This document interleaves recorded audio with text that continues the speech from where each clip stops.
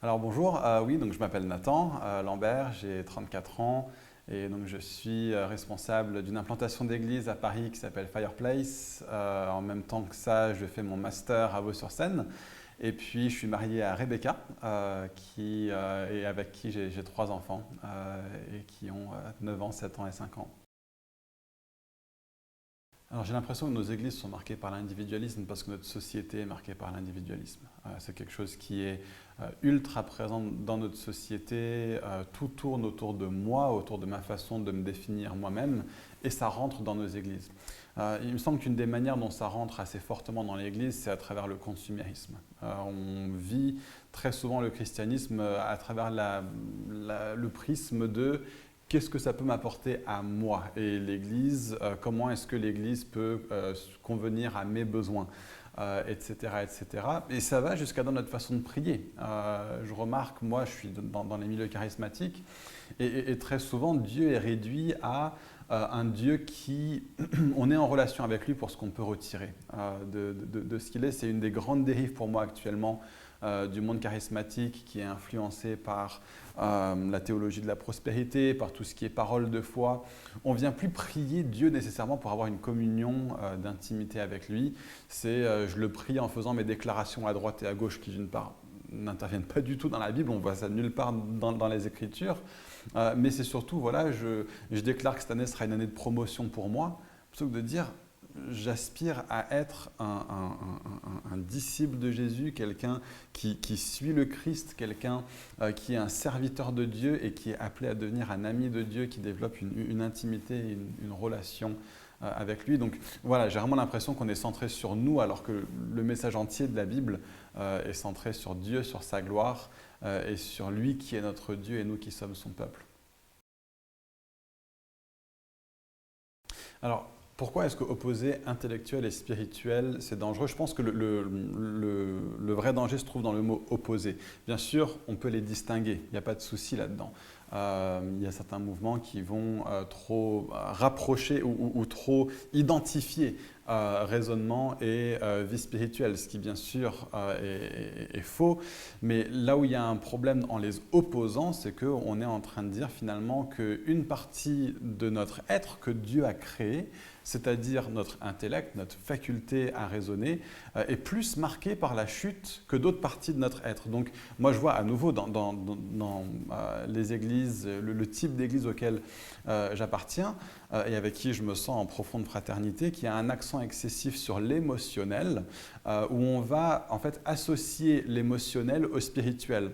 Et fondamentalement, le spirituel n'est ni que l'intellectuel, ni que l'émotionnel. Et en rejetant l'intellectuel, on est en train de dire finalement, notre partie émotionnelle, c'est comme si c'est une partie de nous qui n'est pas marquée par la chute et à laquelle on peut faire entièrement confiance parce que finalement, tant que j'ai les émotions un peu touchées par les nappes de piano, c'est ça la présence de Dieu.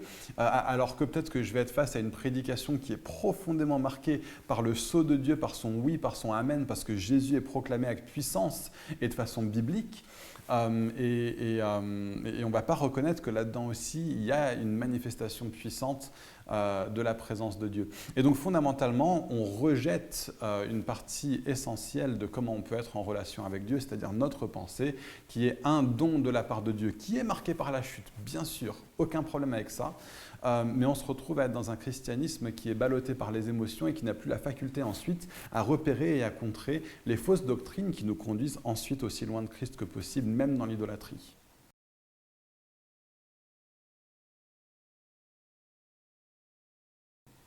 On en a déjà mentionné une, c'est tout ce qui est individualisme qui est marqué par le sécularisme occidental, mais associé à ça, je vois de plus en plus une pensée de type animiste qui est en train de prendre de la place dans l'Église. Et moi, je le remarque surtout au niveau du rapport à la parole. Alors, pourquoi est-ce que je dis animiste? Animiste, c'est donner de la puissance à des choses inanimées. C'est ça principalement la marque de l'animisme. Et donc, je le vois au niveau du rapport à la parole. Quelqu'un va dire quelque chose peut-être en blaguant, peut-être se dénigrer lui-même comme une blague, et les gens vont dire « Ah, ne dis pas ça parce que la vie et la mort sont au pouvoir de la langue ». c'est pas du tout ça que ce passage veut dire. La vie et la mort sont au pouvoir de la langue. Ça veut dire que si je dis une parole qui va faire croire à quelqu'un que je pense profondément du mal d'elle, que ça va détruire la personne intérieurement, parce que la personne est affectée par ce que je pense d'elle. Par contre, si je dis à mon copain « oh, t'es bête », il sait très bien que je ne pense pas qu'il est bête. Et donc je peux lui dire « oh, t'es bête » s'il fait une blague. Je ne vais pas être en train de placarder quoi que ce soit sur lui en disant ça. Donc la vie et la mort sont au pouvoir de la langue ne veut pas du tout dire ça. C'est de l'animisme, c'est de la superstition même. C'est croire que dire certaines choses a un certain pouvoir en soi. Et finalement, ça revient à cette question de les hommes regardent à l'apparence, ou bien les hommes écoutent ce qui s'entend avec les oreilles. Dieu lui regarde au cœur. Et il faut qu'on revienne à un christianisme qui voit l'importance fondamentale du cœur, l'importance fondamentale de nos motivations et qui ne se focalise pas sur le fait d'utiliser la prière comme des incantations ou comme des formules magiques. C'est de la superstition, c'est de l'animisme, ce n'est pas biblique. On pourrait prendre beaucoup plus de temps pour le développer, mais j'espère au moins éveiller la conscience de certains au fait que leur façon de voir la parole, leur façon de voir le monde ressemble beaucoup plus à de la superstition et à de la magie qu'à du christianisme et à ce qu'on voit dans la Bible.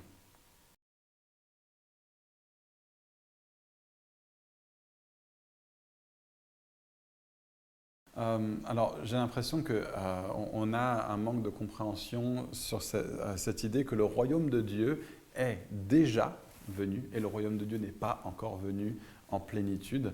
Dans un sens, on le sait tous. On sait tous qu'on est déjà libéré de la culpabilité de notre péché, mais qu'on est encore aux prises avec la tentation de notre péché, que Jésus, quand il est venu sur terre, il est venu en guérissant les malades, en chassant les démons, et en même temps, ça ne veut pas dire que la maladie n'existe plus. Donc j'entends encore une fois des personnes dire la maladie n'existe pas, il n'y a que des symptômes. C'est pas ce que dit la Bible. Après la mort de Jésus, Jacques va dire par exemple quelqu'un parmi vous est-il malade? Pas quelqu'un parmi vous a-t-il des symptômes? Et non, on va venir, pareil dans mes milieux, beaucoup déclare ceci, déclare cela, des gens qui ont déclaré la fin du Covid. Ce n'est pas le type d'autorité que nous avons. Cette autorité-là, elle appartient à Dieu et nous participons à son autorité, mais la maladie existe toujours aujourd'hui. Quelqu'un parmi vous est-il malade? Non pas qu'il déclare la guérison, qu'il prie, qu'il demande à Dieu d'intervenir, qu'il demande à Dieu de faire quelque chose. Donc oui, le royaume de Dieu est venu. Et il y a certains des éléments du royaume qui sont là, mais la guérison n'est pas pleinement accessible pour nous aujourd'hui. Tout le témoignage du Nouveau Testament atteste de ça. La délivrance démoniaque n'est pas pleinement, totalement acquise. Il y a toutes sortes de choses dans notre vie qui sont des marqueurs du monde mauvais, marqués par la chute et marqués par Satan, qui n'ont pas été éradiqués de façon définitive, mais gloire à Dieu, ils le seront. Et nous sommes marqués par cette espérance qui est l'encre de notre âme, qui nous attache à la réalité qu'un jour, toute larme, un jour, toute maladie, un jour, toute mort, un jour, tout péché sera pleinement assujetti à Jésus. Aujourd'hui, Christ règne. Amen et Alléluia et gloire à Dieu.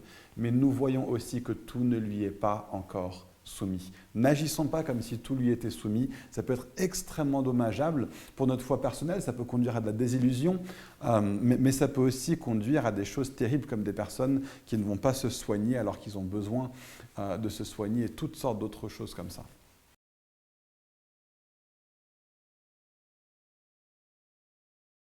Il y aurait toutes sortes de choses à dire là-dessus, mais il me semble que la chose principale que je vois, c'est un profond décalage par rapport à une sorte d'exaltation de l'homme à un degré qui est terrible finalement. On se retrouve à s'arroger des choses qui sont les prérogatives exclusives de Dieu. Donc pour revenir à ça, pour revenir à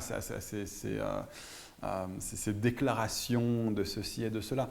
Dans la Bible, il n'y a que Dieu qui crée quelque chose par sa parole. Il n'y a que Dieu qui fait ça. On voit ça à aucun autre endroit par qui que ce soit d'autre. Alors on voit des personnes à qui Dieu demande de prophétiser à quelqu'un, de dire quelque chose à quelqu'un d'autre et des choses arrivent en conséquence. Oui, parce que nous parlons au nom de Jésus avec son autorité, mais nous ne pouvons pas créer des choses par nos paroles. Et de tant d'autres manières, nous avons mis l'homme à la place de Dieu et Dieu à la place de l'homme. Dieu est là pour subvenir à nos besoins. C'est comme si Dieu est devenu notre majordome alors que les humains sont les serviteurs de Dieu, donc de tellement de manières. On a exalté, par exemple, le libre arbitre humain qui est vu comme une sorte de zone intouchable pour Dieu. C'est présent nulle part.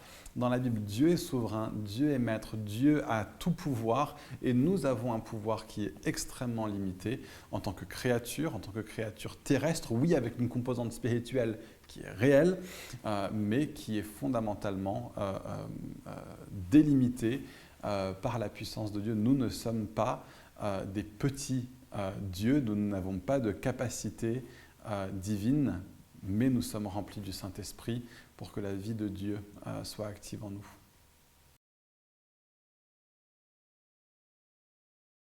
Vraiment, enfin, je pense que la meilleure chose à prier pour des personnes en responsabilité dans l'Église, c'est prier pour de la fidélité. Fondamentalement,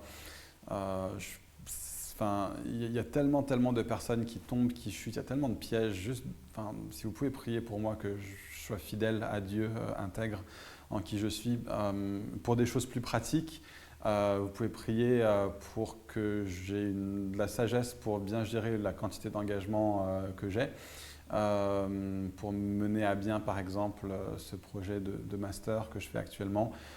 Et puis aussi si vous pouvez prier de façon très pratico-pratique pour ma famille et moi. On cherche à emménager dans un appartement un petit peu plus grand. On habite dans le centre de Paris, dans un appart assez exigu avec nos 3 enfants. Et donc on cherche à être dans du plus grand. C'est un énorme défi avec les loyers parisiens. Mais voilà, tu as demandé pourquoi on peut prier très pratiquement pour un appart qui fasse 70 mètres carrés minimum pour nous 5.